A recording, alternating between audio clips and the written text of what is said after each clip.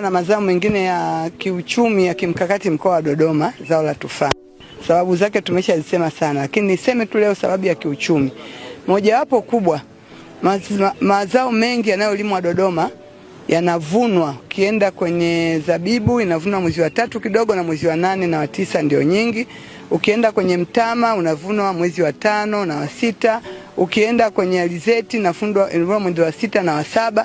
Kwa hiyo mazao mengi yanavunwa msimu huo. Na tunafahamu kuwa wakulima wanategemea hela ambayo wanaipata ile, yani ukivuna alizeti mara moja ndio aiweke ile fedha hadi mwaka kesho tena ndio aje apate kipato kingine atakapovuna. Lakini zao hili litaongeza tija kwenye uchumi kwa sababu linavunwa msimu ambao mkulima hana chanzo kingine cha kipato kinachotokana na kilimo zaidi ya zao hili. Zao hili mmeona leo linavunwa ni mwezi wa 12. Linaanza kuvunwa mwezi wa 11, mwezi wa 12, mwezi wa kwanza na mwezi wa pili. Wakati huo kwa mkoa wa Dodoma mazao mengine yote hakuna zao ambalo linazalishwa.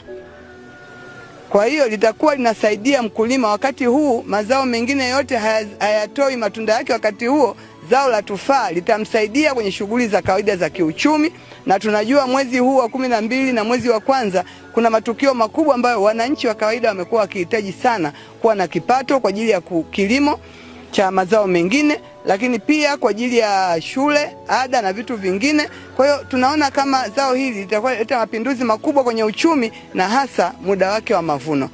Kama ambavyo tumeambiwa kwa linastawi Dodoma, na mimi niendelee kuhamasisha wana Dodoma wapande tufaa. Lakini kabla ya kupanda wasiliana na afisa kilimo, kwa sababu sio kila variety au aina ya tufaa inastawi Dodoma. Dodoma kwa utafiti ulioonyeshwa ziko aina 3 maalum ndizo zinastawi kutokana na hali ya hewa ya Dodoma.